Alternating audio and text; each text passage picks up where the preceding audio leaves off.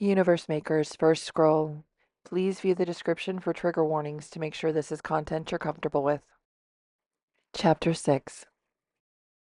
Hannah moved steadily down the cliff, faster than she would have been comfortable with, but Raffi hadn't looked back at her once. He just continued hopping from ledge to ledge, his little feet fitting in more places than Hannah's could. Distracted by how fast he was moving, Hannah didn't notice until more than halfway down the ledge that her fingers were stinging. A quick glance showed bleeding tips and ravaged nails. Another glance told her Raffi was almost at the bottom and she needed to move. She ignored the sting and quickly held tight while she dropped her legs to the next ledge. The moment her feet felt secure, she moved her hands one by one to the next cracks, held tight, and moved her legs again. Several feet from the bottom, she saw Raffi hop one last time to the ground and head into the thick foliage. Desperate not to lose him, she decided to let go of the rock face and jump the rest of the way. Hannah landed hard on her left leg. A sharp pain bit her ankle, and she crumpled to the ground with nothing more than a soft whimper. She instantly grabbed her ankle, felt it swell and get hot. Raffi didn't even look back and was about to disappear through some leaves. Thankful for the first time that she would be crawling again instead of walking, she surged forward on her hands and knees and quickly followed. Hours later, she was still crawling, the palms of her hands stinging now along with her fingers, with similar cuts and scrapes there also. Her knees didn't feel much better, as they were now painfully tender, and Hannah was sure they were completely bruised. Raffi had paused a few times along their journey, lifting Hannah's hopes that they were going to get to rest a bit. Each time, he would just wave his paws in what she was starting to recognize as the same weird pattern for a few minutes, and then continue walking. Hannah's stomach growled. She was sweating through her black clothes, and she was thirsty enough to try and suck moisture from the dirt below her hands. She probably would have done it too if Raffi would just stop for a few seconds. Another rock dug into her already battered knee. She whimpered in pain and looked down at her knee to see if it was bleeding. The soft fabric covering it was wet, but the black color didn't tell her if it was from blood or the moist ground. Her therapist had warned her if she didn't talk about her abuse during her years in foster care, it would come out in other areas of her life. She just couldn't bring herself to share the scariest and most painful moments of her life with someone her family had to pay to listen to her. Hannah regretted that decision a little now, since it certainly seemed to be making this otherwise awesome dream really painful. She lowered her knee and looked forward to continue. Raffi was gone. "Oh, no, you don't," Hannah warned and rushed forward, desperate to catch up with her guide. In her panic, she didn't see Raffi's footprints took a sharp left turn. She went straight as fast as she could. As she pushed past a leaf, the ground dropped suddenly where she was going to put her hand. Her legs had already moved, anticipating solid ground that wasn't there, and she toppled over the edge, somersaulting all the way down and landing on her stomach in a pool of sticky yellow goop. She pushed back up to her hands and knees slowly, the goop hardening as she moved. She tried to push away from the ground to stand, since there seemed to be an opening above the pool, but the sticky substance wouldn't let go of her hands. Soon her legs were just as caught. She felt a sting at the side of her neck and officially had enough. She'd been patient. She hadn't asked for a single thing from her guide since he'd been so jumpy with her at the beginning of this journey, but she needed help now. She opened her mouth to yell for Raffi, but no sound came out of her mouth with her breath. Fear started rising in her stomach. She tried to scream, but still nothing came out. Her neck muscles started to go weak, then numb. She watched as the yellow pool came closer and closer to her face as she slowly lost the ability to hold it up. Her head shook from the strain of trying. The weakness she felt spread through her arms, down her back, and through her legs. Hannah desperately tried to lock her elbows, but she was quickly losing control of every muscle. With what little feeling she had left in her body, she felt thin tree branches circle around her stomach, chest, and around her hips. She saw two black branches lower on each side of her neck and close in front of it, stopping her face just inches from the goop. Once the branches fully closed, Hannah felt a sharp pull to her right, followed by several popping sounds, and realized the suction action from the goop had been broken by the quick motion. Before she knew what was happening, she saw the ground quickly recede as she was raised high in the air. The branches placed her on her side on something soft and springy. She crumpled helplessly against it. The height was making her feel dizzy with fear, but the view kept jerking. There was movement she could see but couldn't feel coming from below her. Unable to move her head, she strained her eyes toward her feet. Sheer terror like nothing she'd ever felt before in all her life raced through her. Her face contorted slightly with what little use she had left into utter horror and silent screams one after another. Her frenzied brain refused to register its uselessness as she watched a spider more than twice her size start to wrap her feet in its silk. The long, thin branches that had pulled her up had been the spider's legs.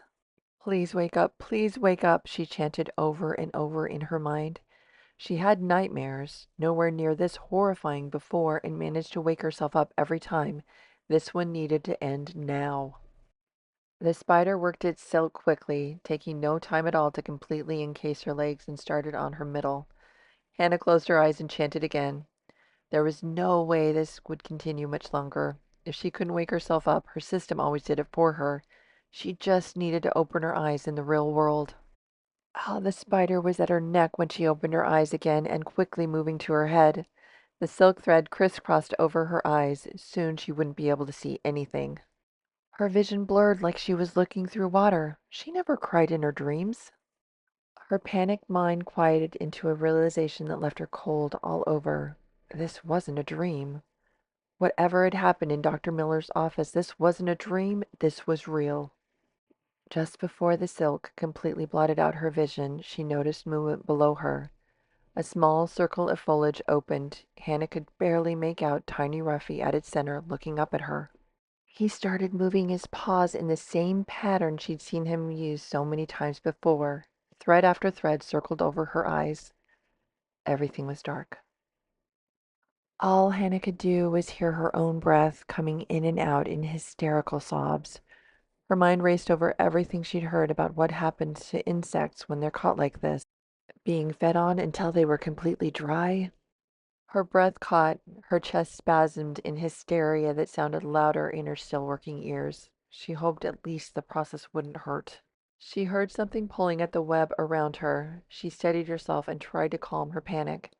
It wasn't going to help the situation. Nothing was going to help the situation, she tried to reason, but her fear refused any logic. The silk pulled away from her eyes quickly. Hannah saw Raffi in front of her. At first, she thought Raffi had been caught by the spider also, but there was green leaves behind him and not orange sky. She was on the ground again. Her feet started to tingle. Feeling came back in her hands also. She heard an anguished cry ring in her ears. The sound was familiar. She remembered that same sound coming from her own voice when she was told her parents had died. By the time she could feel most of her body again, she was huddled into a shaking ball, knees pulled up to her chest, arms hugging them tight with her fists covering her trembling mouth. Raffi ran away, causing another wave of panic until he returned moments later carrying some kind of fruit. Piles of orange, pink, purple, every color she could think of were gathered in front of her. Raffi added what he held to one of the piles and slowly walked up to Hannah. Involuntarily, she flinched away from him. Raffi stopped. His eyes looked sad as he glanced around like he didn't know what to do. Finally, he extended his paw to her the way Hannah had to him after they first met. Hannah's hand started to reach out before she could stop it. It hadn't gotten very far before she pulled it back and tucked it under her chin. Raffi didn't move, just stayed there with his paw extended like he wasn't going to pull it back until she took his paw. Cautiously, Hannah tried again, slowly uncurling her arm and held out her hand. Raffi slowly stepped forward and gently placed his paw on the back of her hand and slowly turned it so that her palm was facing up. His second paw came over the top of her hand and he held it just above her palm. Hannah felt her hand get warm, some slight tickling too, and watched as the cuts quickly closed, the blister bubbles popped, and the raw sores underneath quickly healed. The bluish bruises under her skin disappeared. When the last of her injuries were gone, Raffi pulled his paws back, stepped back a few steps, and his paws retreated behind his back. Hannah looked at her hand. It was perfect. No pain, not even the slightest stiffness remained. She moved her fingers to check. It was like the last several hours never happened. Hannah looked down at Raffi, her sobbing quieted enough for her to talk. You really did heal my head, didn't you? she wanted confirmed. Raffi nodded. Hannah took a shaky look around. Wasn't sure if she wanted to hear the answer to her next question, but she knew she had to ask anyway. This isn't a dream, is it? Raffi shook his head. Hannah cursed. Still huddled and shaking, she asked through chattering teeth and gulping sobs, "You waved your hands at Spider. Did that make him let me go?" Raffi nodded. "Can I learn to do that?" Raffi's little mouth widened into what looked like a smile, and he nodded again. He stepped toward her and held out his other paw. Hannah hesitated, then reached out her other hand. The same process again, and Hannah's right hand was back to normal in just a few minutes. Raffi then picked up something from one of the piles and held it out for her to take. The purple oblong thing with what looked like bright pink hook spikes coming out of it was almost as big as Raffi himself and looked painful if she grabbed it the wrong way. When Hannah made no effort to reach for the thing, Raffi set it on the ground, grabbed one of the hooked spikes with his paw, and pulled down. A wide strip pulled free from the larger piece, showing a bright yellow flesh under the purple skin. He took a bite of the fruit and looked back up at Hannah. Both hunger and thirst collided in Hannah as she watched the little guy chew and juice drip down from his little chin. She scanned the piles and spotted another fruit just like the one Raffi was enjoying and grabbed it quickly before retreating back into her huddled position. She followed his example and soon bit into the sweetest, juiciest, most extraordinary fruit she'd ever tasted. It didn't take her long to finish hers, and she greedily looked around for more. Raffi, who wasn't quite done with his yet, walked over to a pile and picked up a yellow fruit this time. He walked back to Hannah, grabbed a small stone off the ground as he went. When he got close enough, he used his paw to show Hannah a small brown spot in the otherwise all yellow round fruit.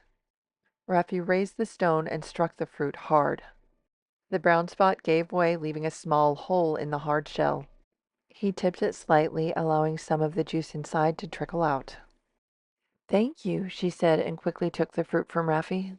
She lifted the fruit, gulping its delicious juice as fast as she could. When it was gone, she scanned the piles to see if there was more of the yellow fruit. "May I have a few more, please?" she asked cautiously. The last thing she wanted to do was upset her guide, and her protector now that she knew her life depended on it. Raffi nodded. Hannah reached for another one. Raffi carried more over to her. One by one, she followed Raffi's directions with the rock and drained each fruit dry. Before she realized it, she reached for the last one. Still thirsty, she turned to Raffi to see if he needed it. Raffi shook his head, put his paws on the fruit, and pushed it back to Hannah. Hannah smiled weakly, thanked Raffi, and finished the last one, her thirst finally quenched. She continued to eat. Raffi waited patiently, even though he'd already finished eating. Several times he stopped Hannah from getting up and pushed more fruit to her. Hannah watched him, gradually slowed the speed she was eating, started to trust that he wouldn't just take off on her again. Her breathing returned to as normal as it was going to get. She was full, thirst completely gone.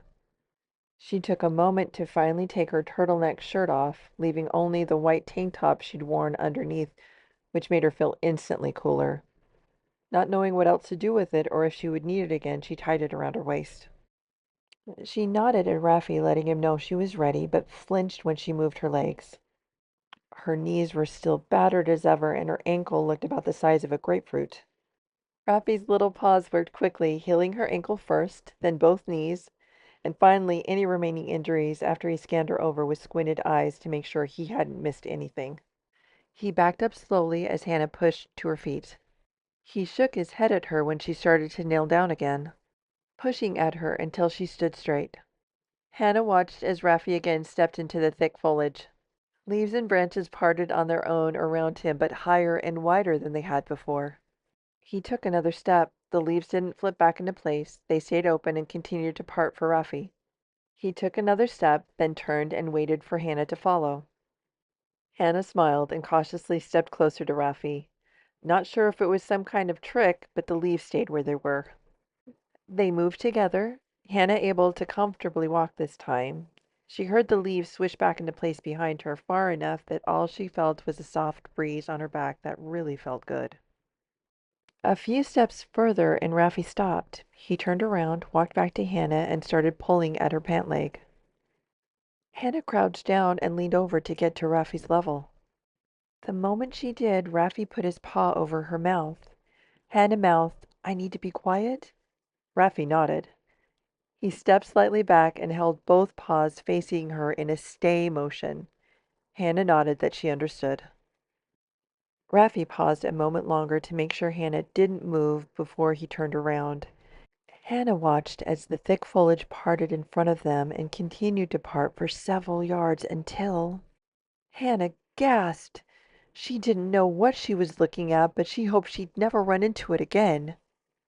The creature's body looked most like a massive tiger with broad chest and heavily muscled legs, making it look extremely strong and possibly fast. Its face was more wolf-like with elongated nose and jaw. He had two long horns at the top of his head that bent in an arc and ran down its back. He was swishing his tail that looked to have some kind of vicious barbed stinger at its end. At the sound of Hannah's gasp, the thing turned instantly and locked on them. A terrifying growl sounded as he bared his jagged teeth. He ran lightning fast straight at them, and for the second time that day, Hannah thought she was going to die. A few feet closer, and the creature suddenly stopped. He looked back down at the ground, sniffed the air a couple of times, and just wandered off. Hannah looked down at Raffi to ask him what just happened and noticed he was waving his paws in the same strange pattern she'd seen him do several times. She watched him closer this time, now that she wasn't exhausted, hungry, and hurting. She sat down and started trying the motions. Raffi finished and turned, noticed Hannah moving her hands in the familiar motions. He walked over to her, sat down beside her, and started the sequence again. Hannah concentrated on the movements, her arms and hands weaving the pattern as close as she could to match Raffi's. A couple of times Raffi stopped, shook his head, and repeated the motion. Hannah noticed her hands didn't quite match, or she crossed the wrong arm on top of the other. After completing the sequence once, Raffi started again and Hannah followed. This time he only stopped once to correct Hannah. The third time he didn't need to correct Hannah at all. Raffi paused and looked Hannah over. She thought it was to make sure she didn't have any injuries, but she couldn't be sure.